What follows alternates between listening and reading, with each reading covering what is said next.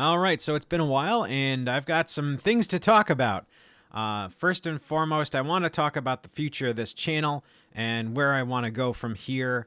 But then after that, I want to get into the game that I've been working on and where I'm at with that, and kind of where I'm heading and where I plan to head and all of that. So, first of all, let's talk about the future of this channel. And it's not great news. So basically, overall, I've been doing a lot of thinking and I want to drop the commentary altogether. It's not to say that I'll never have another commentary video, something talking about the gaming industry or some kind of news happening with gaming, but it's just trying to make that work and build an audience around that, as well as trying to write the game, as well as everything else going on in my life. I mean, there's just not enough hours in the day to do everything that I need to do, and at least until life settles down, I don't even have the time that I want to work on the game, let alone add that commentary on top of it. So I'm going to drop that. Trying to balance that 1 to 2 videos a week is just off the table completely for me. And, I mean, I've said what I wanted to say. And if you want to see what I had to say, you can look back at those old videos and see my perspective on things. But from now on, I'm really focused on the game. I'm really focused on doing updates on this channel about the game. And so that's what this channel is going to be dedicated to going forward. And it's not to say that I won't ever do a commentary video, but it's certainly not going to be a feature of this channel, and it's going to be few and far between. And even videos in general. I mean, I was trying to do that 2 videos a week. It went down to 1 video a week. And to be perfectly honest, I think what I need to do is work on the game, get something that's worthy of updating you guys, and then do a video about that. So it's going to be very intermittent. It's not going to be a weekly or even a monthly thing. I might have a video 2 weeks from now saying, hey, I got this great stuff done, and here's what it is. Or more likely it's going to be like a month and a half from now when I have things done to a point where I can present them. But it's going to be, between that range. I mean, you're not going to, you won't be able to set your watch to it is what I'm saying. So it's when I'm going to have updates. It's when I can, make something that's presentable, that I can show you guys some progress. So that's going to be, according to what I'm working on and how long it takes to get those things done. So that's kind of where we're at. And so with that out of the way, let's talk about the game. Let's talk about where we're heading and what I want to do and what I've got done so far. And obviously, I mean, it's not much because that darn real life thing, it's been getting in the way an awful lot. But that should be settling down soon. I keep saying that, and it keeps dragging out further and further. But I'm hoping in the next month or two, everything will be calmed down to a point where I'm settled and in my new place, and I can just focus on the game and focus on the things that I need to focus on. So that's the plan. And there you go. So with all that said, what am I doing with this game? Well, high level, I want this to be kind of like Farming Simulator, but not this, not the latest and greatest brand new tractors, brand new implements, and all that stuff. I want it to be more historical, more like back in if you're looking at farming back in the 30s, 40s, all the way through the 70s, really, when you ran into the muscle tractor era. I want to kind of focus on those kind of implements and that kind of farming and play it a little loose. It's not 100% historically accurate. It's going to be fictional. It's going to be like my take on those kind of tractors. It's not going to be an actual, for example, Farmall H or, a John Deere D. It's not going to be like that. It's going to be tractors that resemble those. And I'm going to focus on the big 3 brands. I'm going to focus on Ford, International, and John Deere as the 3 main brands. And then maybe if I have bandwidth to do it down the road, I'm going to actually make some of the more obscure models as obscure models in my universe so that they kind of resemble, like a Minneapolis Moline or something like that, so that you've got those outliers out there in the world, just to kind of give some flavor to the world, some depth. And other than that, though, it's going to be very traditional methods. It's going to be cutting hay with a haybine and not, a mower with discs on it and, a pull behind combine harvester as opposed to a self-standing unit, which we use today. So it's all going to be focused around the tractor, and the tractor is going to be the heart of the farm. So that's going to be the main focus of the game. But beyond that, I want to also make this more community oriented. So that's why it's kind of historical facing. I don't want it to be you drop your 8 million tons of beans off at the grain silo and you get, bulk rates for it. You actually grow real crops, like you're growing sweet corn for people to eat, or you're growing animal feed for the local grain mill so that you can feed the people that are growing out cattle or sheep or pigs or something. So it's very localized. It's very centralized. It's very like you're growing this stuff for your neighbors and they're growing stuff and doing stuff for you. So it's the local machine shop that's going to do some work on your tractor, or it's the local feed store that's going to get you some feed for your cattle, or the farmer down the road is doing a hay operation, so you buy some bales of hay from them. And then you go down to the local grocery or the farmer's market to sell your produce. I mean, that's what I want to really focus on. I want to really connect you with the rest of the people in the area and have more of an RPG element to that, more of like an interaction, a dialogue system, and have that be a functional element of the game, so that it is a combination of the two. It's the relationships you build and the farming that you do. So it's, I don't know, trying to make a reflection of the world that I would like to see, and the world that we kind of sort of came from, kind of melded together in this game, so that, I don't know, I think it'll be kind of neat to live in that world and farm in that world and have that be the element in this game. So that's the high level of the game. And I don't know if I've ever told you guys about all that, but that's the general idea, and then we can get into specifics as well. But that's the overarching goal of this game, is to have that community-oriented farming, the historical tractors, the golden era of farming, as it were. And with that said, why don't we just talk about some of the stuff that I've actually done towards those goals, and discuss some of the progress I've made. So we're just gonna switch right over to actual Unity here, and we're gonna load in. So we're actually gonna load in the tractor that I made, and this is the tractor model I've been working on for a while now. It's fairly rudimentary, and it's not complete by any stretch of the imagination, but it may not make it to the final game, but it's a good baseline, and it's kind of in the same vein as your starting tractor in this game, which is going to be on the older side of things. So this is relatively based on a Farmall letter series, very loosely based, and I would probably make at least a John Deere equivalent as well as a Ford equivalent of these tractors, and maybe Massey Ferguson too. I don't know, but certainly those three: Ford, International, and John Deere as your baseline. And you'd have your starter tractor, and you pick one of the three, or you can find it in the town or something. I don't know how that's going to work, but it's the low level tractor. It's the baseline thing that you start with, and it's not a lot of horsepower. It's not a fancy tractor. It's not powerful, but it gets the job done, and it'll be able to do everything you need it to do. And that's the idea behind this game, is to make sure that all of these tractors, even though historically they didn't do everything that you could do, especially like these letter series, they didn't have 3-point hitches on them. They had, at the very best, fast hitches. Not all of them could run loaders, but every tractor in this game, I think, needs to be able to run a loader. It needs to have that 3-point hitch and that PTO, so that everything is effectively the same on all the tractors. It's just that these older tractors are not as powerful, so they can't do as much as your newer tractors are going to be able to do. So that's the general idea, is as you go along and as you continue to make more income and you can kind of scale up your operation, you buy a bigger tractor, you get bigger implements, you can get through plowing that field or seeding that field faster because you've got bigger implements and it can go faster. And then you can get more fields and you can expand your farm and do more because you've got more capability. And as you continue expanding like that, that's how you build up your operation in the game and progress in the game. So that's the general idea.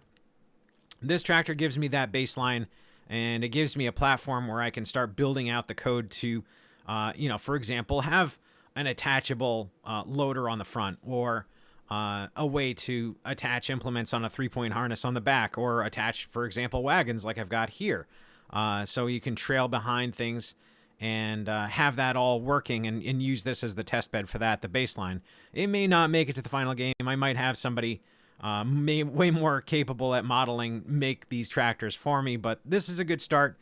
It gets me there, and it gets me doing some modeling experience, getting some skill up in that area, in that department. But obviously I'm not great at it, but it's better than nothing, and it's good for now. So this is going to be the baseline. And as you can tell, it's definitely not finished. If you see on the left side here of the engine, you've got the intake and the exhaust all in black there, and you've got a small starter, and it's pretty well fleshed out. There's a few pieces missing on this side, but then on the right side it's completely bare, and this is normally where you'd see spark plugs, you'd see a distributor, you'd see either a magneto or an alternator, and then obviously in the middle there, behind the engine, there's no spot for hydraulics, but that's where it would be going.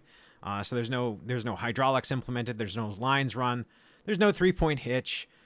There's no place to even suggest that a loader could be put on this in the front there. So those are things I still have to flesh out in the model and then start to write the code for. But I'm getting there, and obviously there's no drawbar where the trailer would hitch up. It's just kind of floating in midair. But the mechanics are there, and that's what counts right now. So that's the general idea of this tractor. The one nice thing about this is with this new vehicle system, I built this narrow front, and the wheels can be, towed in like that, and they work. They're functional as they are.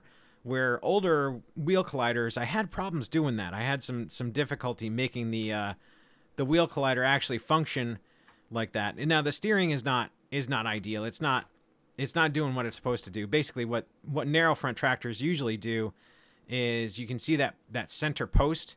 That's actually the steering mechanism, and it would just pivot around that center post. So the wheels would turn around that, and you can clearly see they're turning like a normal car tire would turn, and they're towed out a little more to accommodate for a vehicle.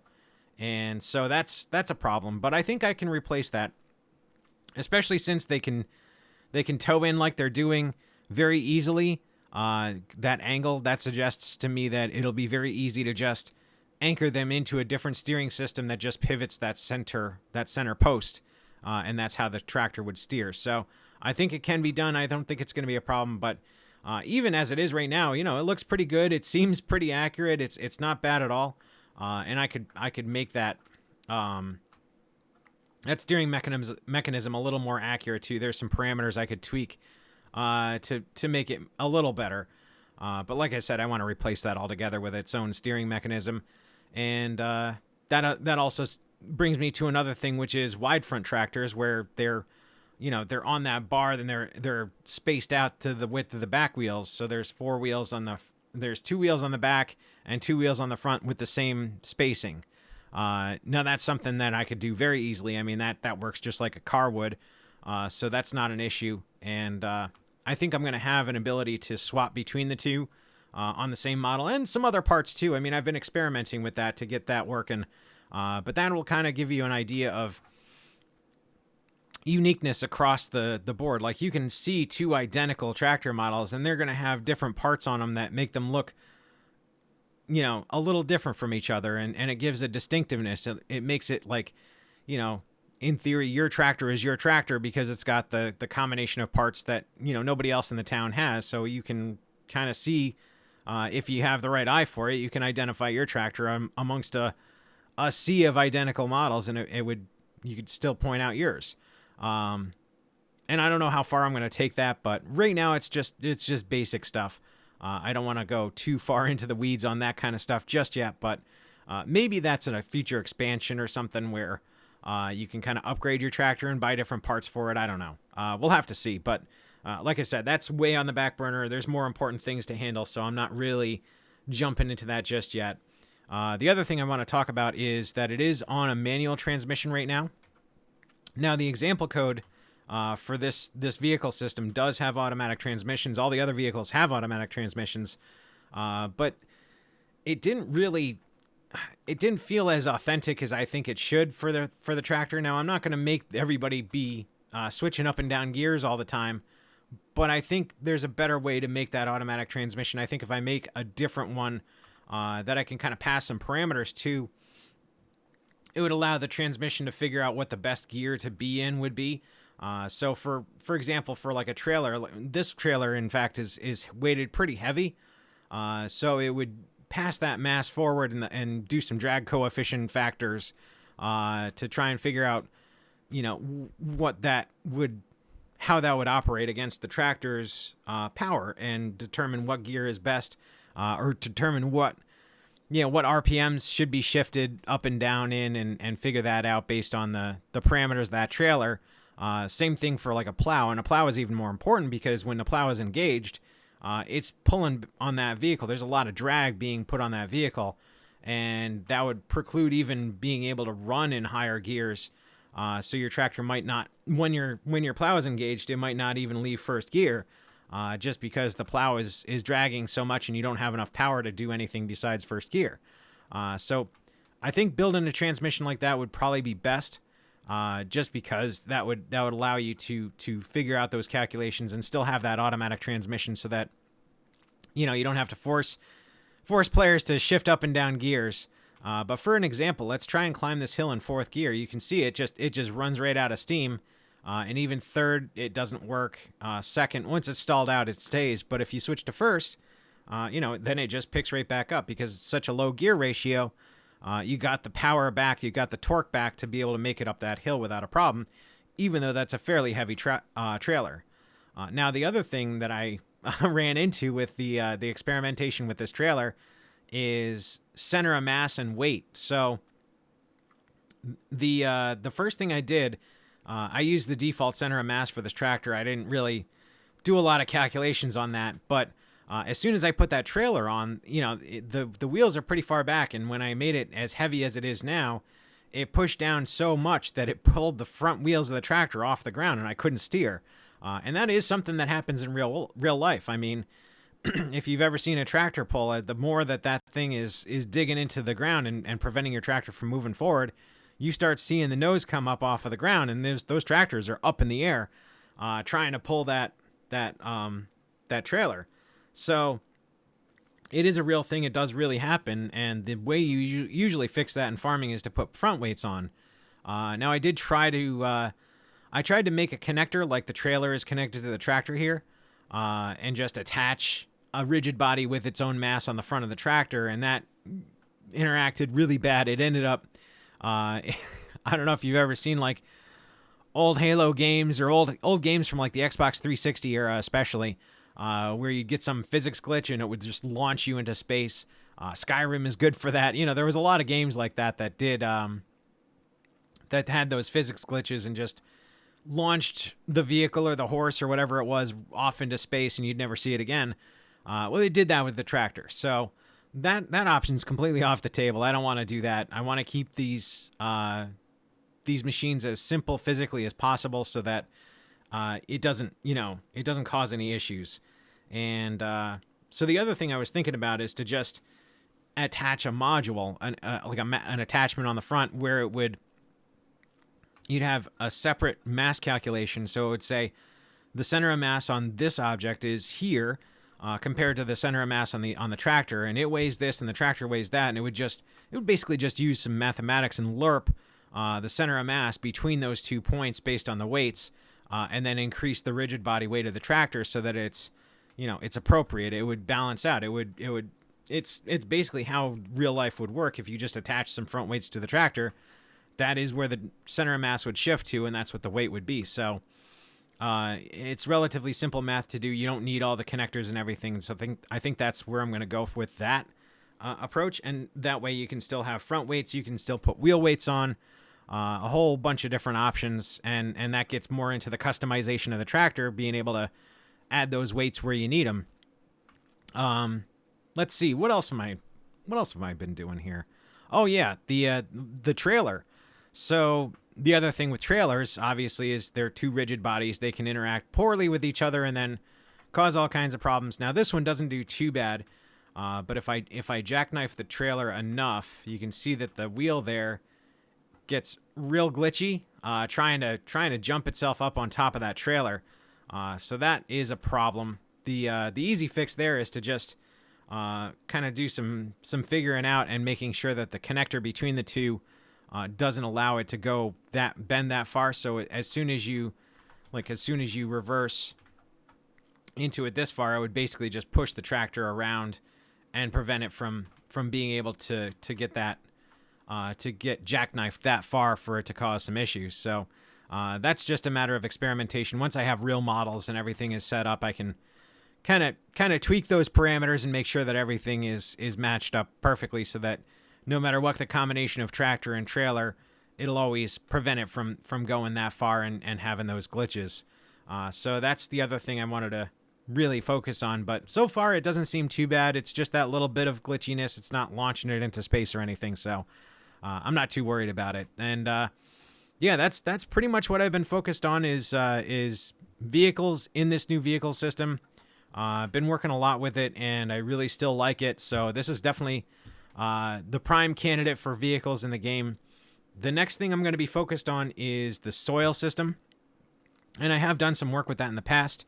The stuff I've done is basically shader oriented. So you've got a custom shader graph setup where as you can basically paint on that shader and it'll change from one texture to another. So as you're going over with a tractor with, let's say, a plow on it, it'll go through and the unplowed ground will be, one texture. And as you're going along, it'll paint that texture wherever your plow goes over and turn those chunks of that texture into the plowed ground texture, and that'll just change it around.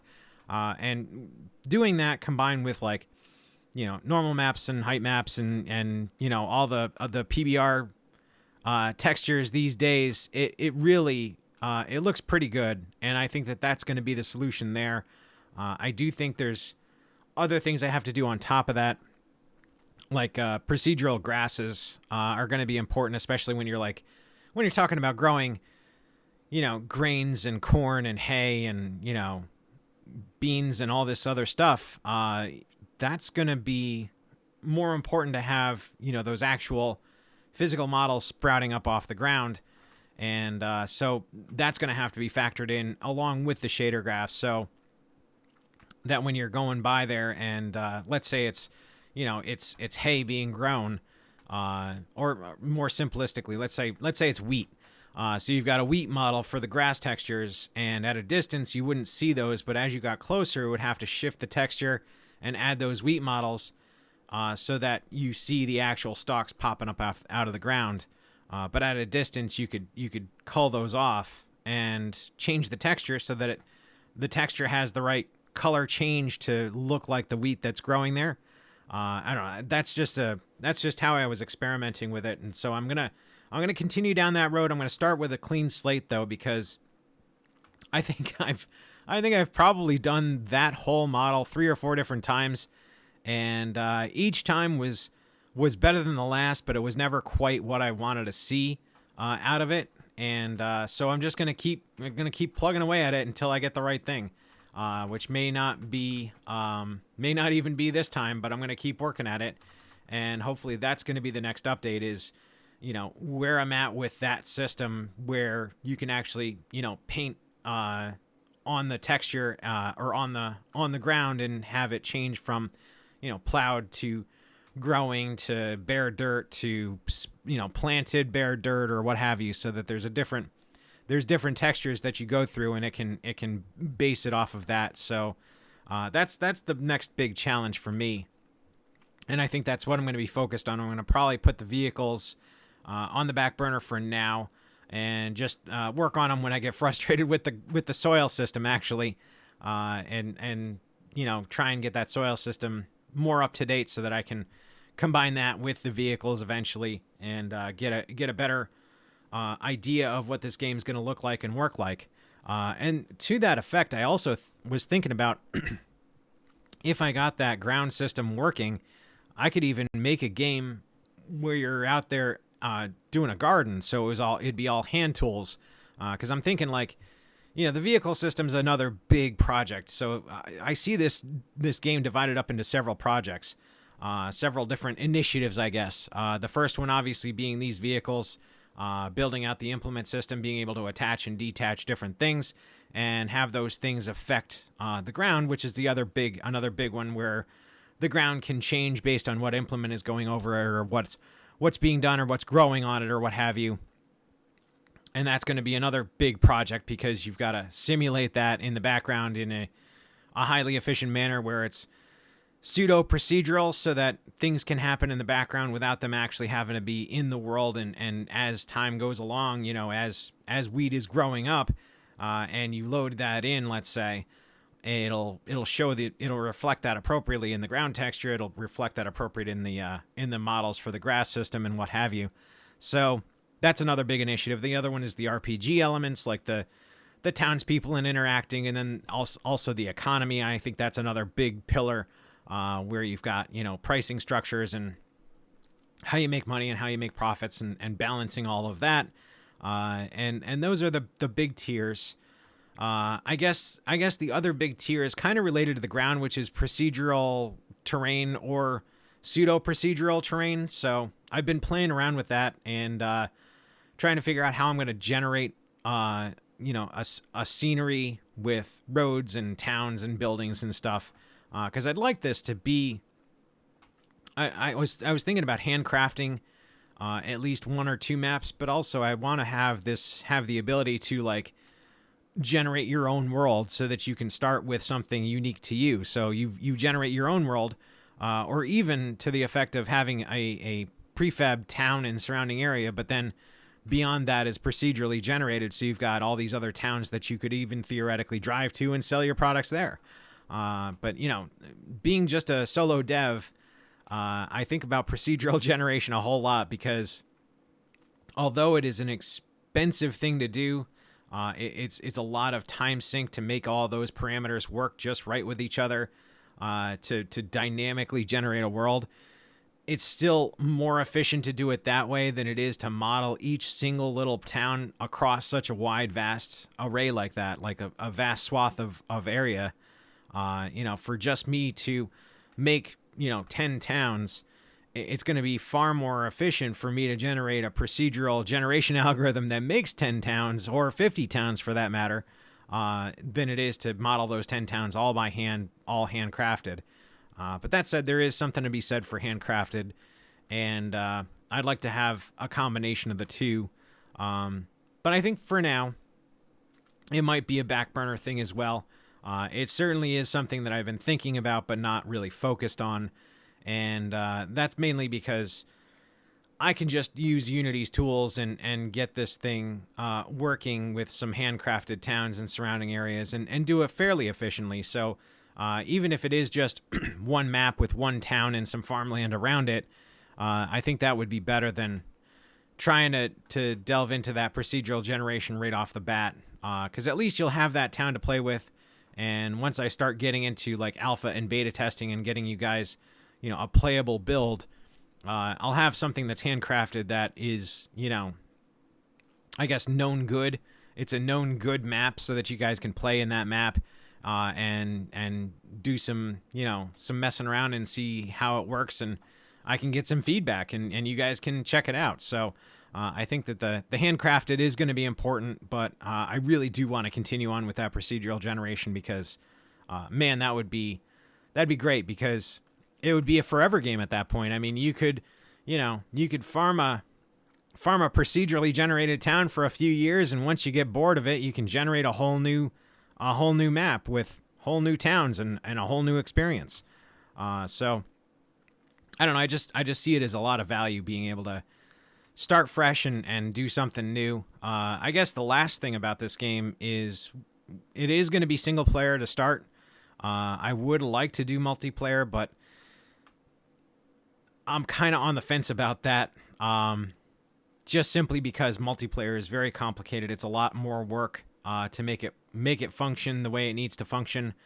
And there are some seriously good advantages that Unity have put forth in the last couple of versions.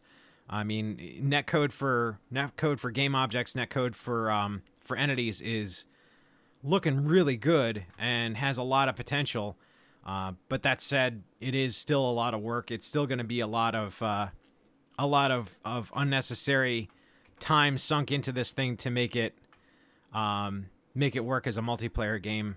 And it's the kind of thing, if you don't plan for it ahead of time, it's going to be a lot harder to implement after the fact. So I think it's going to be something I play by ear for a while. And right now it's just single player, but if I get to a point where I'm still early in the development and things are going well and I think that I have a chance to try it, I'm going to give it a shot. And if I can make this a multiplayer game, that'd be fantastic. I never originally envisioned it as multiplayer, but it would be great fun to play this with your friends, I think. I think this would be a great multiplayer game to just, connect up with your buddies and run a farm with them, or even have them be in the same map as a different farm and be competing for prices and stuff. I don't know, or selling to each other. I think that'd be kind of neat. But that said, like I said, I do think single player is the best for this game, especially since it is my first real serious game that's going to be out. And, putting it as a multiplayer game is a complicated challenge. So, I don't know. We'll see what happens. And I'm not ruling it out, but I'm not definitely promising it either. Once I get this game done, I do have other games in the pipeline that are multiplayer focused.